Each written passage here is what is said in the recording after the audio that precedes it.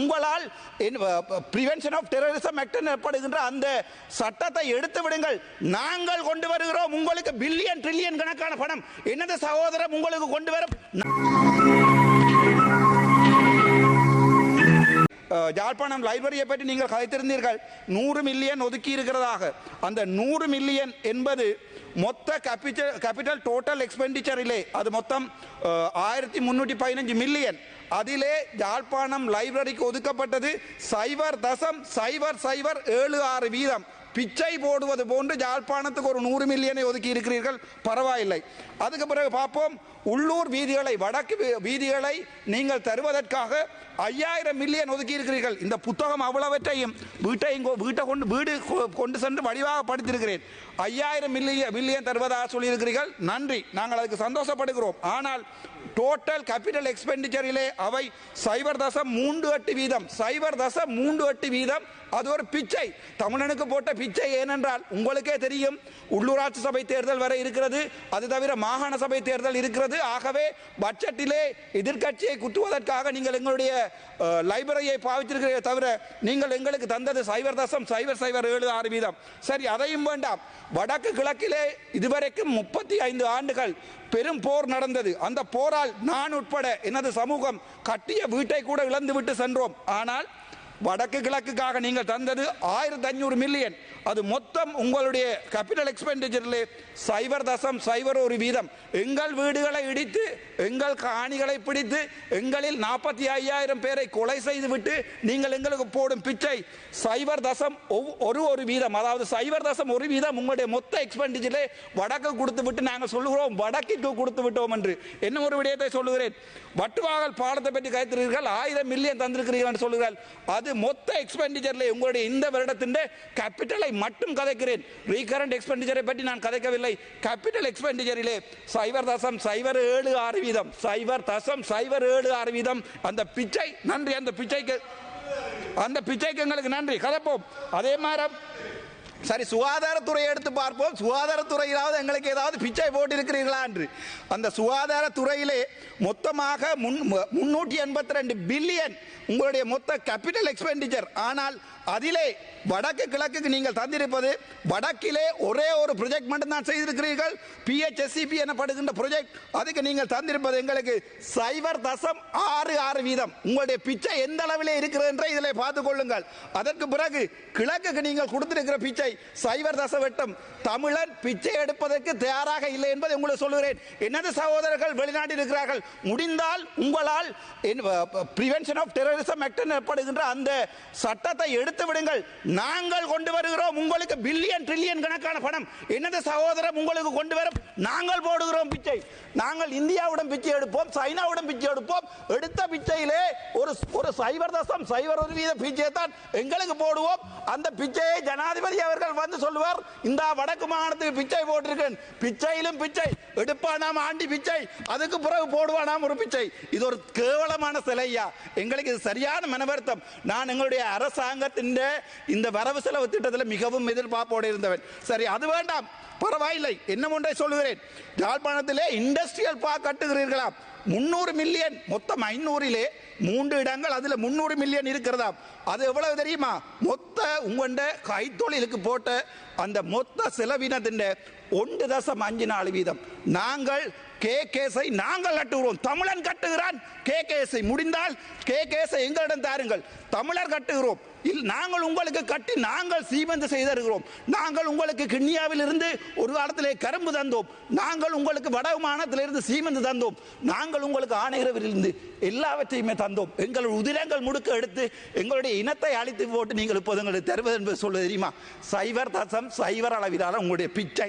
அந்த பிச்சை தான் உங்களுடைய பட்ஜெட். அதற்காகத்தான் எங்களுடைய வாக்குகள் உங்களுக்கு வேணுமென்றால் எனது தமிழ் மண் பிழையாக போட்ட 3 வாக்குகளால் இன்றைக்கு ஒரு பேப்பர் கூட வாசிக்க தெரியாத MP மாரத்தான் கொடுத்திருக்கிறார்கள் எங்களுடைய தமிழ் மண். ஏனென்றால் அனுரகுமார திசாநாயக்க இந்த 13லே எங்களுக்கு ஏதாவது செய்வார். 13 நாங்கள் இப்போது சிங்கள மக்களுடனும் தமிழ் மக்களுடன் ஒன்றாகத்தான் வாழ ஆசைப்படுகிறோம். எனது மனதில் இல்லை சிங்கள மக்களை ஒரு எதிரியாக நினைப்பதற்கானால் வந்த முதல் நாளில் இருந்து இந்த ஆசனம் என்னை அவமனித்தது, இன்று வரை என்ன ஒரு எதிரியாகத்தான் பார்த்தது. ஆளுங்கட்சிக்கும் எதிர்கட்சிக்கும் உள்ள அடிவாட்டிலே நாங்கள் தான் அவதிப்படுகிறோம். இன்று நேற்றல்ல 1948ஆம் ஆண்டு எங்களுடைய வெள்ளைக்காரருடைய ராஜ்யம் இதை இலங்கையிடம் தந்திரும் போது அவர்கள் சிரித்து விட்டு தான் போயிருப்பார். அவர்களுக்கு தெரியும் சிங்கள இனம் தமிழ் இனம் ஒன்றாக வாழாது, ஏனென்றால் இவர்கள் ரெண்டு பேரும் ஒருவரை ஒருவர் அடித்துக் கொள்வார்கள் என்று. ஆனாலும் ஒரு நம்பிக்கை, உங்களுடைய பிச்சையாவது முழுமையாக பாதிக்கலாம் என்று தான் என்னுடைய ஆசை. அதன் பிறகுதான் பார்த்தேன் டிசிசி மீட்டிங், உங்களுடைய GA பிரதீபன் நேற்றைய தினம் அரசாங்க வாகனம் ஒன்றை கொண்டு போய் அவருடைய மகன் உடைத்திருக்கிறார். பரவாயில்லை, எங்களுக்கு வாகனம் வேண்டாம்.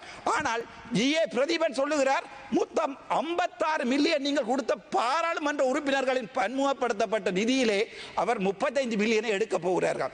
இப்போது வடக்கு கிழக்கிலே நாங்கள் என்ன தேங்காய்களை ஆவதா? சரி, அதுதான் சொல்லும் போதுதான் எனக்கு ஞாபகம் வருகிறது, வடக்கு கிழக்கிலே இன்று வரை எத்தனையோ வெள்ளை ஈக்கள், எத்தனையோ தென்னை மரம் 250 ரூபாய் ஒரு தேங்காய் போகிறது. ஆனால் அதை நடவடிக்கை உங்களுடைய விவசாய அமைச்சரை வடக்கு பக்கம் காணவில்லை. சரி, அது பரவாயில்லை. என்னுடைய வைத்தியர்களை பற்றி பார்ப்போம். ஒரு வைத்தியன் ஒரு கார் ஒன்றை வேண்டுவதாக இருந்தால் 50,000 ரூபாய் படி மிச்சம் பிடித்தால் அவனுக்கு 40 ஆண்டுகள் சேமிக்க வேண்டியிருக்கும் இந்த நாட்டிலே.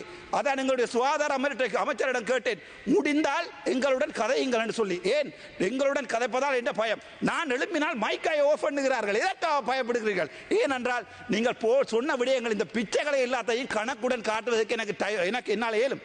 அது தவிர நாங்கள் எதிர்பார்ப்பது தமிழ் சிங்கள மக்கள் ஒன்றாக வாழ வேண்டும் என்று. ஆனால் அனுர அரசாங்கமோ அல்லது எதிர்கட்சியில் இருக்கும் அரசாங்கம் மறுபடியும் அரசாங்கமாக அந்த பக்கம் போயிருந்தாலும் எங்களுடைய பிரச்சனையை உங்களுக்கு முடிக்க விருப்பமில்லை. ஏனென்றால் நீங்க சொன்னீங்க PTA எடுப்பதாக.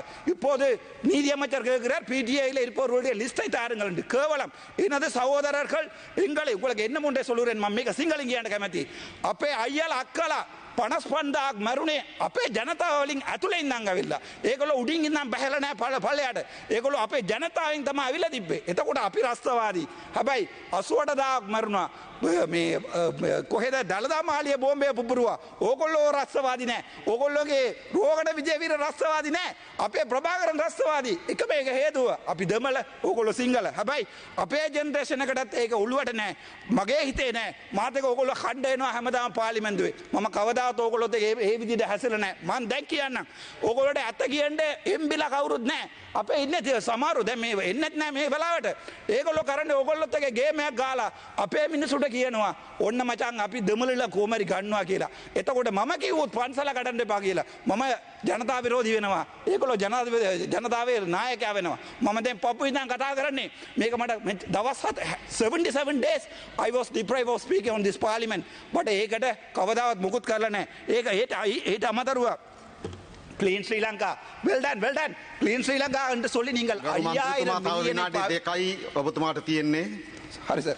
Clean Sri Lanka කියලා 5000 மில்லியன் ஒதுக்கி இருக்கிறீர்கள். அது எங்களுடைய லைப்ரரி, எங்களுடைய தேசிய நூலகம், அது ஒரு ஆசியாவிலே மிகப்பெரிய நூலகம். விபுலானந்தர் தொடக்கம் மகாத்மா காந்தி எழுதிய புத்தகங்கள் இருந்த லைப்ரரியை எரித்த உங்களுடைய இனம் எங்களுக்கு போட்ட பிச்சை 1.2%. உங்களுடைய கிளீன் ஸ்ரீலங்காவிலே ஒரு தமிழனும் இல்லை, ஒரு முஸ்லிமும் இல்லை. எங்களுக்கு தந்திருப்பது 1.2% அளவைத்தான் உங்களுடைய கிளீன் ஸ்ரீலங்கா எங்களுக்கு தந்திருக்கிறது. அதாவது மொத்த 5000 மில்லியனிலே எங்களுடைய லைப்ரரிக்காக நீங்கள் ஒதுக்கியது 1.2%. அதை விட பரவாயில்லை. இன்னொரு ஜோக் ஒன்றை சொல்லுகிறேன். ரைட். உள்நாட்டில் இடம்பெயர்ந்தவருடைய வீடமைப்புக்கு 1500 மில்லியன் ஒதுக்கியதை போன்று அதே போன்று நீங்கள் உங்களை பார்த்தால் தெரியும், எங்களுடைய தீவகங்களிலே குடிப்பதற்கு தண்ணி இல்லாமல் எங்களுடைய சனம் இறந்து கொண்டிருக்கிறது. நைனாதீவா இருக்கலாம், டெல்ஃப்டா இருக்கலாம், கார்னகரா இருக்கலாம். ஆனால் திரும்பவும் சொல்கிறேன், உங்களுடைய தெற்குக்கான தண்ணி வளங்களுக்காக 61,234 மில்லியன் செலவழித்திருக்கிறீர்கள். அடிஷனலாக 20,000 மில்லியன் ஒதுக்கி இருக்கிறார்கள் தண்ணிக்கு தெற்குக்கு. ஆனால் வடக்குக்கு தண்ணி இல்லை.